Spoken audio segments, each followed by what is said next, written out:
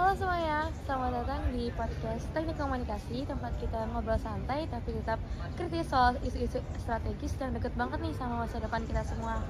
Nah, teman-teman pernah nggak sih kepikiran kalau listrik yang kita pakai sehari-hari itu ternyata sangat bergantung banget loh pada energi. Nah, sekarang dunia energi nih lagi berubah cepet banget nih teman-teman. Muncul istilah baru yang makin sering kita dengar, yaitu energi kritis. Nah, biar nggak cuma dengar istilahnya doang, hari ini kita bakalan kupas tuntas mengenai apa sih energi kritis itu. Hari ini kita bertiga udah ditemani sama Kak Rikma Tantri Anita yang punya background di sektor minerba. Halo Kak Tantri, terima kasih ya udah ngeluangin waktunya buat ngobrol bareng kita di podcast kali ini. Ya, mungkin boleh Kak perkenalan singkat terlebih dahulu ke teman-teman. Oke, halo, perkenalkan nama saya Rikma Anita. Background saya di mineral dan batu bara. Dan saat ini kebetulan diundang ya untuk di podcast yang membahas khususnya di energi kritis. Gitu. Oke, jadi Kak Tantri, sebelum kita masuk ke topik yang berat nih, kita ngobrol-ngobrol santai dulu lah ya. Aku pengen dengar Kak Tantri mungkin bisa cerita nih, awal mula kakak tertarik masuk ke dunia minerba itu dari mana sih Kak? Oke, jadi awal mulanya itu sebenarnya di tahun 2020 saat aku kelas 11 SMA ya. Nah, di situ lagi marak banget isu hilirisasi ya kan. Dan di situ juga terbit Undang-Undang 20 di tahun 2020. Nah, di situ apa namanya? Aku jadi lebih paham sih, maksudnya kayak sebenarnya hilirisasi itu bukan cuman hitam di atas putih aja, tapi udah ada loh gitu praktiknya. Dan akhirnya saat lulus aku diterima di metalurgi UPN Kota Yogyakarta, dan di situ kita belajar banyak tentang proses, khususnya karena kita belajar proses di hilirisasi itu sendiri. Jadi aku jadi lebih paham gitu sebenarnya hilirisasi itu di belakangnya seperti apa tantangannya, terus juga saat ini kondisinya itu udah sampai tahap apa di Indonesia seperti itu. Kalau itu terus selama berkecimpung di dunia minerba ini, hal apa aja sih yang paling sering disalahpahami oleh masyarakat umum gitu kan? Oke. Karena background aku kan jurusannya pertambangan ya, dan produksi itu tapi metalurgi. Jadi pasti untuk yang pertama itu di bagian hulu. Jadi di proses hulu itu banyak banget disalahpahami karena apa ya, stigma masyarakat awam itu proses pertambangan pasti tidak sustainable, tidak berkelanjutan, dan juga pasti merusak alam. Memang itu tidak bisa disangkal ya. Ya pasti namanya proses pertambangan pasti kita juga ada namanya land clearing gitu kan, ada proses penambangannya juga, tapi yang tidak diketahui adalah proses setelah itu. Ada loh namanya reklamasi, ada sekarang itu ada istilah namanya sustainable mining practice. Jadi bagaimana nantinya pihak-pihak yang mengelola pertambangan ini mempertanggungjawabkan gitu apa yang telah mereka lakukan untuk lingkungan dan juga masyarakat sekitar. Menarik nih, menarik. Sebagai orang yang backgroundnya itu di minerba ya Kak, mineral dan batu bara. Nah, sekarang tuh lagi concern sama isu apa sih yang di sektor energi? Oke, kalau sekarang kalau energi di bagian aku itu pastinya mineral ya. Mineralnya. Kalau misalkan teman-teman tahu, mungkin ada namanya mineral kritis, mineral strategis gitu. Jadi sebenarnya secara umum atau secara lebih gampangnya ya, mineral strategis itu mineral-mineral yang sangat dibutuhkan gitu, dan demandnya itu lagi tinggi, sedangkan ketersediaannya belum tentu cukup untuk memenuhi demandnya. Nah, itu bisa disebut mineral kritis. Apalagi saat ini kan Indonesia sedang beralih ke energi-energi yang basicnya butuh bahan baku yang berkaitan dengan baterai gitu kan, EV gitu kan, yang EVT. Nah, sebenarnya mineral-mineral yang dibutuhkan untuk membuat teknologi itu ketersediaannya tidak sebanyak kayak misalkan batu bara kayak gitu. Dan juga proses eksplorasinya kan masih sedang berjalan ya. Jadi memang ketersediaannya dan juga proses pengolahannya itu masih sedikit minim dibandingkan dengan demand yang cukup tinggi itu begitu. Oke, ini mulai menarik nih teman-teman, karena dari awal tadi kita udah bahas hilirisasi, udah mention hilirisasi, kita ada nyebut mengenai demand juga. Jadi ternyata sumber daya itu nggak cuma soal keberlanjutan doang, tapi ada ekonomi, ada geopolitik dan segala macam di sana. Nah, mungkin dari situ kita pengen mulai masuk nih ke topik utama kita hari ini. Karena belakangan ini kan tadi kakaknya juga sempat nyebut energi kritis, mineral kritis seperti itu ya kak. Nah, secara sederhana nih, mungkin boleh dong dijelasin energi kritis itu apa sih sebenarnya dan kenapa istilah ini tuh mulai penting gitu untuk dibahas sekarang. Jadi kalau sepemahaman aku ya, untuk energi kritis ini sebenarnya karena tadi yang udah aku jelasin, demand kita terhadap energi yang menuju sustainable itu, dan juga energi-energi yang dibilang lebih ramah lingkungan itu cukup tinggi. Dan jika melihat teknologi yang dibangun itu membutuhkan mineral-mineral tertentu, kayak misalkan nikel kan bahan baku baterai. Tapi seperti yang masyarakat awam yang tidak tahu, sebenarnya di Indonesia itu belum bisa untuk mengubah langsung nikel menjadi bahan baku baterai. Output yang saat ini terbaru itu yang masih dimiliki oleh Indonesia itu mengubahnya dalam bentuk NSP dan MHP. Jadi itu tuh kepanjangannya mixed hydroxide precipitate dan juga mixed sulfide precipitate gitu. Nah itu yang akan diekspor keluar dan juga diubah menjadi bahan baku baterai itu sendiri gitu. Jadi memang keterbatasan teknologi itu. Nah kenapa disebut energi kritis dan mineral kritis? Karena tadi demandnya tinggi dan juga prospeksinya untuk masa depan itu cukup bagus gitu. Makanya disebut kritis, ini tuh sangat diperlukan gitu. Jadi urgensi untuk kita ini perlu loh, tapi sebenarnya keterbatasan ada di teknologinya gitu. Nah, untuk orang yang berkecimpung di dunia batu bara nih kak, yang sering bisa dibilang tuh umurnya tidak lama atau bahkan bisa digantikan dengan energi-energi yang lainnya, itu tuh menurut Kak Tantri ini, apakah sektor-sektor yang selama ini bergantung pada batu bara itu nantinya bisa sepenuhnya digantikan oleh energi kritis, atau justru energi kritis ini lebih tepat kita lihat sebagai pelengkap aja gitu? Sebenarnya kalau digantikan sepenuhnya untuk 5-10 tahun yang akan datang belum bisa, karena memang untuk ketersediaannya juga masih balance gitu.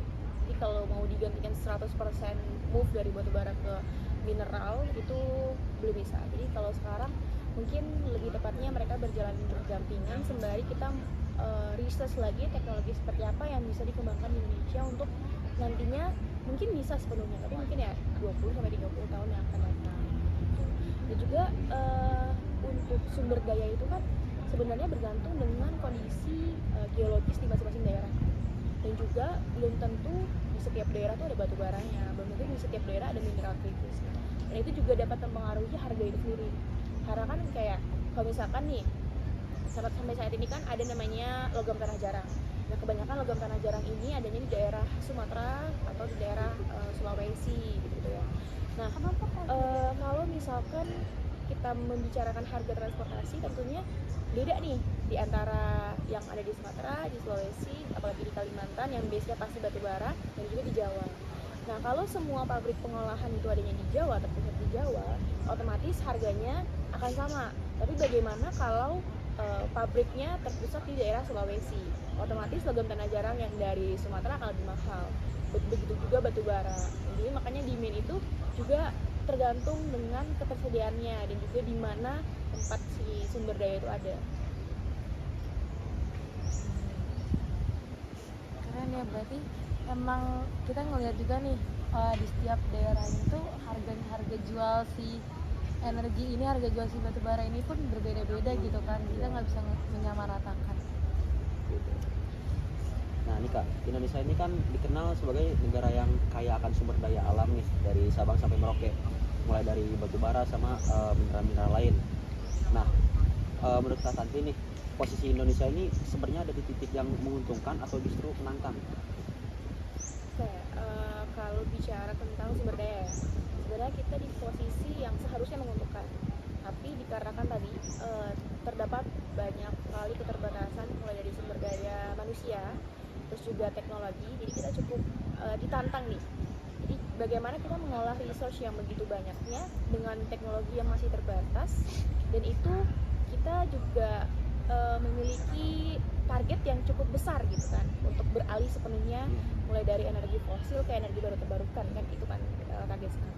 Itu tantangannya karena dengan minimnya sumber daya manusia tadi dan juga akses teknologi yang cukup terbatas, kita juga jadi lebih tertantang untuk explore lebih jauh apakah ada kerjasama lain yang memungkinkan gitu dengan pihak luar. Kayak sekarang kan contohnya ada di ITB itu lab baru kan, dia berkolaborasi sama China, itu mereka mencoba ngadain teknologi percontohan gitu.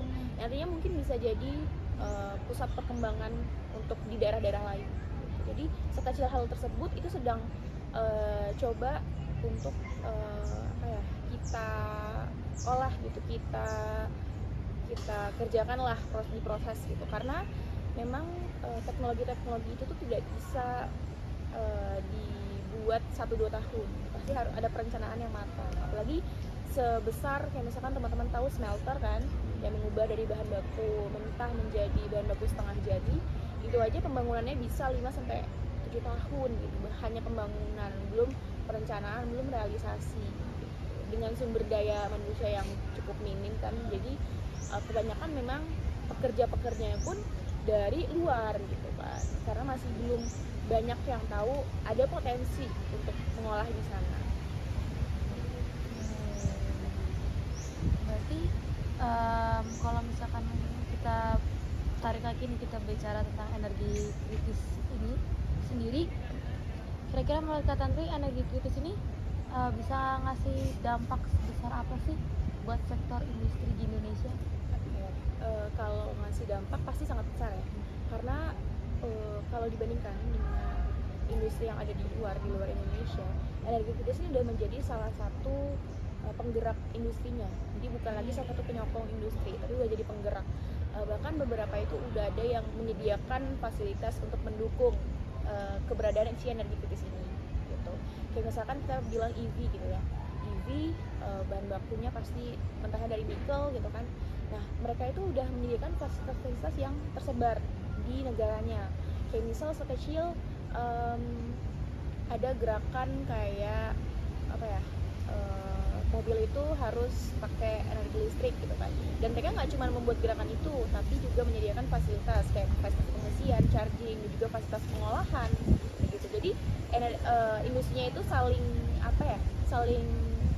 terikat satu sama lain. Jadi ia terkoneksi dan tidak menggantungkan dari negara lain.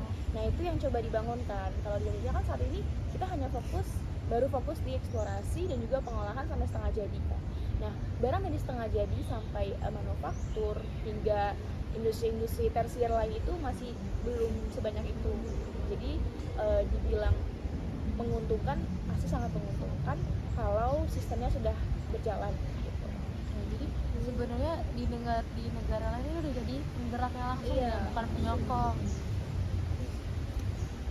Oke, jadi sebenarnya sejujurnya ya Kak, ini juga emang baru banget sih buat kita bicara langsung mengenai energi kritis, karena emang kita basicnya tuh di eksplorasi tapi belum terlalu ngebahas langsung mengenai mineral dan lain sebagainya. Jadi itu bisa dianggap sebagai insight baru sih buat kita semua. Iya, ya. Betul.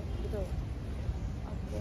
Nah, kalau menurut Kak Tantri nih, tantangan terbesar negara Indonesia ini dalam mengembangkan energi kritis itu apa sih? Apakah dari sisi SDM-nya kah, teknologinya kah, regulasi atau kesiapan industrinya gitu?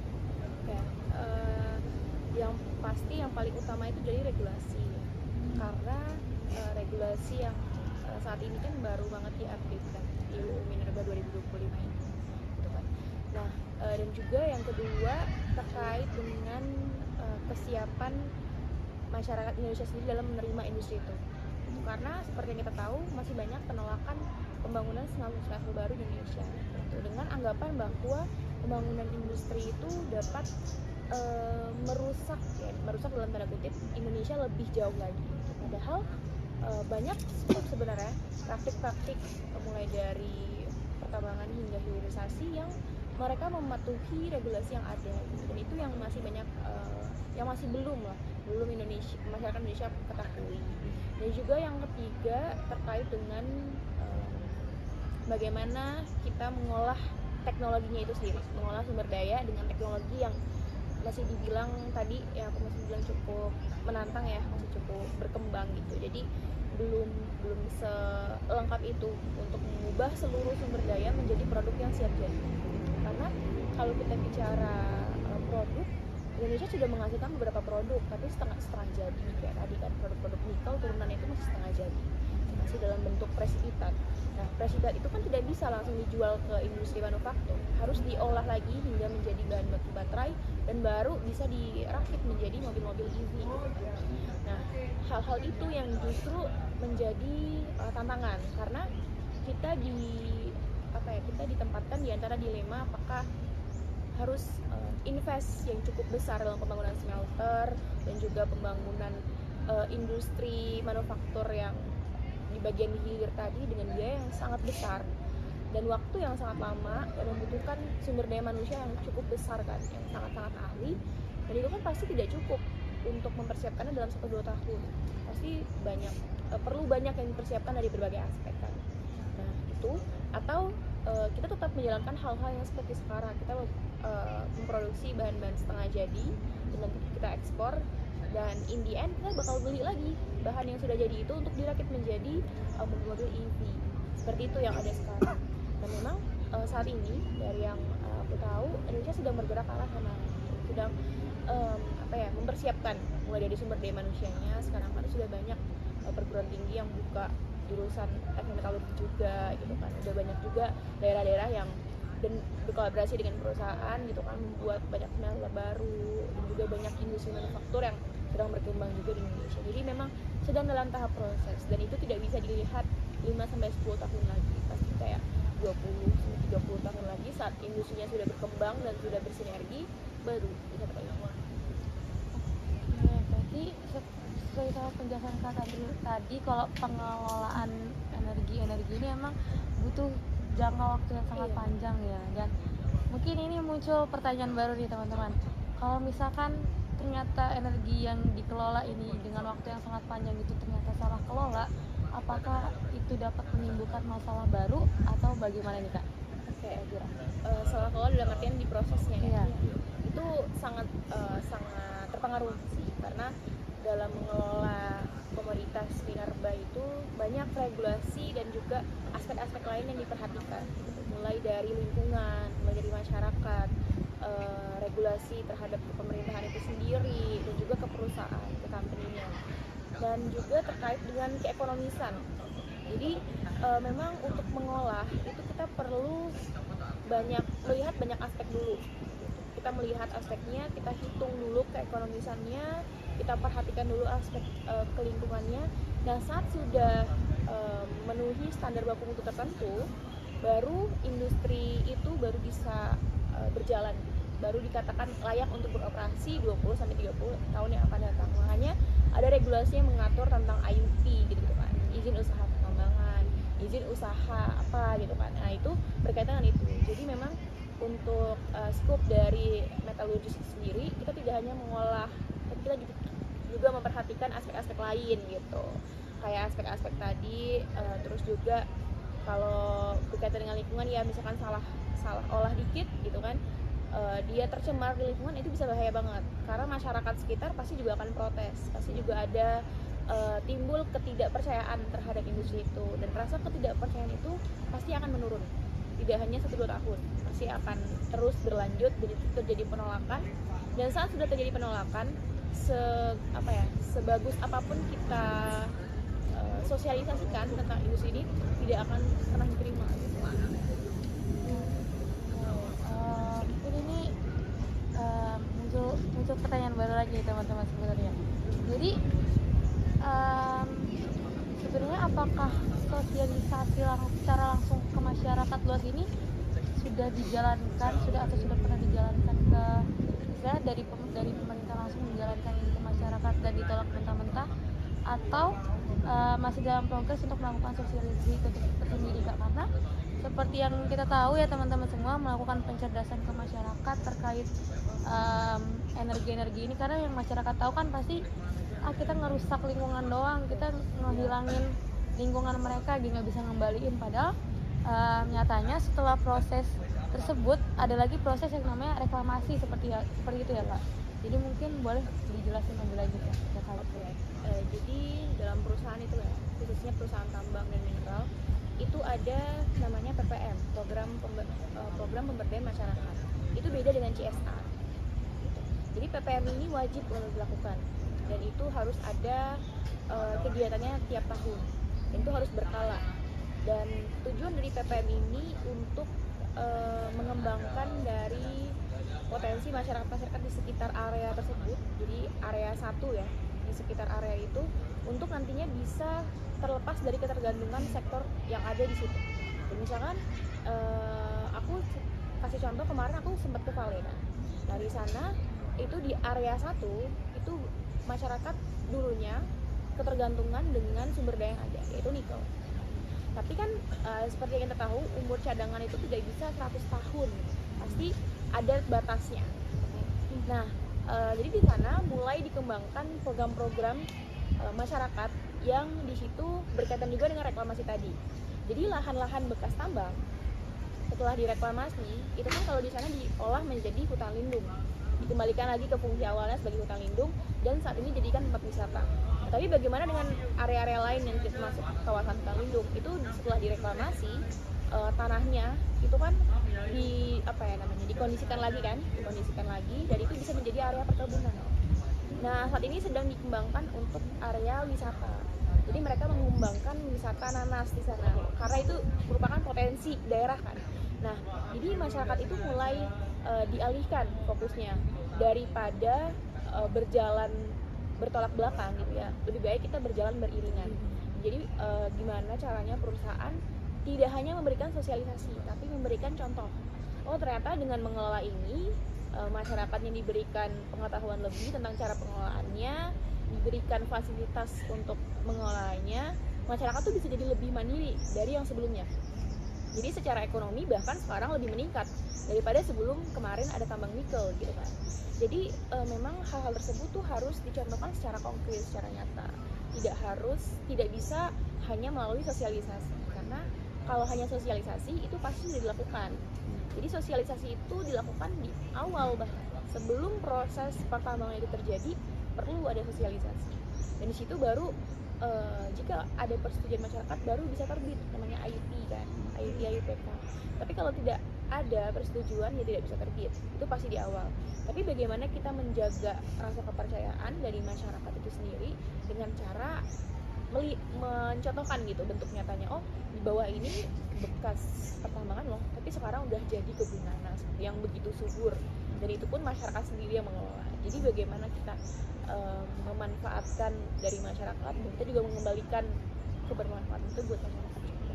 Ya, jadi sebenarnya sosialisasi itu udah dijalankan dari awal untuk mendapatkan si IUP, izin usaha tambang itu sendiri. Kemudian nggak berhenti di situ ya Kak, berarti ya Kak, berhenti di sosialisasi aja. Dari beberapa perusahaan yang udah ada itu ternyata nunjukin loh aksi nyatanya mereka tuh kayak gimana gitu loh. Gimana dari Lintang? Mungkin aku mau nanya dikit ya. Boleh. Terkait sosialisasi ini. Problem yang ada saat ini tuh kan kita nih para masyarakat Indonesia yang awam, yang belum terlalu belajar mengenai mineralisasi atau apa, itu tuh kan pasti mengalami banyak trust issue dengan kondisi pertambangan saat ini kan, terutama bencana yang sempat terjadi di Pulau Sumatera itu, dan mungkin beberapa tambang ilegal yang ada di Indonesia. Kan mereka itu kebanyakan nggak melakukan reklamasi ya, atau misalkan minimal deh si disposalnya tuh disimpan kembali, tapi ini enggak. Nah, menurut kakak nih, gimana caranya menangani trust issue dari masyarakat? Cara berani trust issue ya? Iya. Sebenarnya itu pertanyaan yang cukup sulit, karena itu sangat bias terhadap beragam aspek tadi kan. Contohnya di saat ini di Indonesia banyak sekali tambang ilegal, dan tambang ilegal itu tidak bisa kita pungkiri juga tidak bisa dikontrol, karena bahkan pemiliknya saja kita nggak tahu kan, pemiliknya nggak tahu, prosesnya gimana nggak tahu, yang penting itu udah rusak gitu kan. Nah, sedangkan yang banyak belum di hal itu, perusahaan-perusahaan legal yang di bawah Minerba, Dirjen Minerba itu malah terdampak karena hal tersebut, karena tambang-tambang ilegal tadi. Dan juga kalau bicara aspek lingkungan itu tidak bisa dari satu aspek, tidak bisa hanya dari proses pertambangan. Ada beberapa proses perkebunan sendiri yang justru merusak lahan. Kalau kita tahu sekarang kan ada sawit ya yang lagi trending. Nah, itu bisa jadi salah satu faktor juga. Jadi dari yang aku pelajari juga dan dari apa yang aku tangkap dari kondisi saat ini itu memang cukup susah untuk mengembalikan rasa kepercayaan masyarakat seperti sedia kala gitu kan. Dari yang awalnya mungkin ada perusahaan yang sudah sudah memberikan rasa kepercayaan kepada masyarakat, tapi setelah ada kejadian-kejadian tertentu rasa percayanya jadi menghilang. Nah, proses itu pasti tidak bisa instan gitu, pasti perlu ada lagi proses-proses untuk memberitahu kembali masyarakat bahwa proses penambangan kita itu tidak mengakibatkan hal yang sedemikian rupa. Harus ada edukasi kembali bagaimana aspek lingkungan yang terjadi saat ini itu tidak bisa dipandang dari satu sektor aja, tapi banyak sektor yang bertanggung jawab pada aspek itu gitu kan. Nah, terus juga mungkin harus ada edukasi yang lebih mendalam. Jadi tidak bisa edukasi itu dilakukan hanya 1 kali 2 kali, dan juga tidak bisa edukasi itu hanya berkutat pada tambang itu baik kan. Harus ada edukasi yang lebih mendalam terkait dengan proses pertambangan seperti apa, dampaknya seperti apa, yang baik dan tidak baik, dan juga untuk mengatasi dampak yang tidak baik itu apa yang bisa dilakukan. Dan itu kan tidak bisa hanya pihak pengelola saja kan yang berkutat di situ, tapi juga dari sektor masyarakat, bagaimana peran masyarakat di situ. Apakah mereka juga ada kemauan untuk mengembalikan dan juga memanfaatkan sumber daya mereka ini juga, ataukah mereka akan berjalan bertolak belakang dengan pengelola sumber daya ini. Jadi memang harus ada bekerja sama dengan beragam pihak sih. Jadi ini balik lagi tergantung ke masyarakatnya, apakah mau open up ke kita dan beriringan gitu ya berjalan.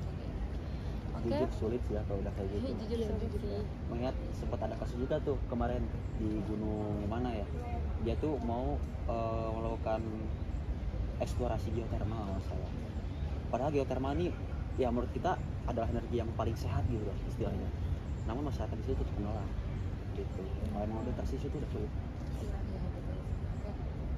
Mungkin terakhir nih Kak, pesan, mungkin kakak boleh ngasih pesan ke teman-teman yang mendengarkan podcast ini, khususnya ke generasi muda nih, untuk menghadapi perubahan dunia energi ke depannya. Ya, mungkin kalau pesan aku nggak banyak ya, lebih ke ini sih, kita kan sekarang sedang belajar di sektor energi, mulai dari hulu ke hilir gitu kan, banyak sekali ilmu yang bisa dipelajarin. Dan harapannya untuk generasi muda jangan selalu melihat kondisi itu dari satu rumpun ilmu gitu ya, harus belajar juga dan mau tahu gitu kan apa yang belum kita pelajarin, supaya tidak ada lagi kasus-kasus hoax-hoax yang tertelan oleh generasi muda. Karena harapan aku harusnya generasi muda sudah harus lebih kritis, lebih pintar juga dalam menelan informasi, lebih tahu juga apa yang harus dilakukan untuk mengelola informasi tersebut. Jadi tidak ada lagi miskom yang terjadi, khususnya tadi di beberapa kasus yang saat ini sedang terjadi. Boleh mengkritik, tapi lebih baik cari tahu dulu bagaimana penyebabnya, bagaimana penanggulangannya, dan kalau misalkan kalian bisa untuk merekomendasikan bagaimana penanggulangan masalahnya, silakan bersuara gitu. Itu yang dibutuhkan. Jadi kritik-kritik balik itu sangat diperlukan kalau tahu ilmunya seperti apa, sumbernya seperti apa. Jadi jangan pernah berhenti belajar gitu kan, karena belajar di area ini itu sangat menantang kan dengan dinamika yang ada. Jadi jangan pernah berhenti dan harus terus berinovasi supaya nanti di Indonesia juga dapat terintegrasi ya, mulai dari hulu ke hilirnya.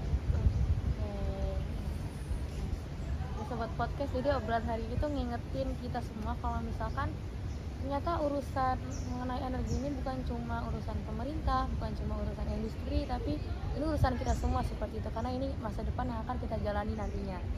Oke, mungkin cukup sekian untuk obrolan hari ini. Terima kasih banyak Kak Tantri atas cerita-cerita atau sharingnya hari ini. Semoga obrolan ini bisa membuka perspektif baru lah bagi kita semua, kayak gitu. Oke, mungkin cukup sekian. Kami pamit undur diri. Sampai jumpa di podcast berikutnya. Bye bye.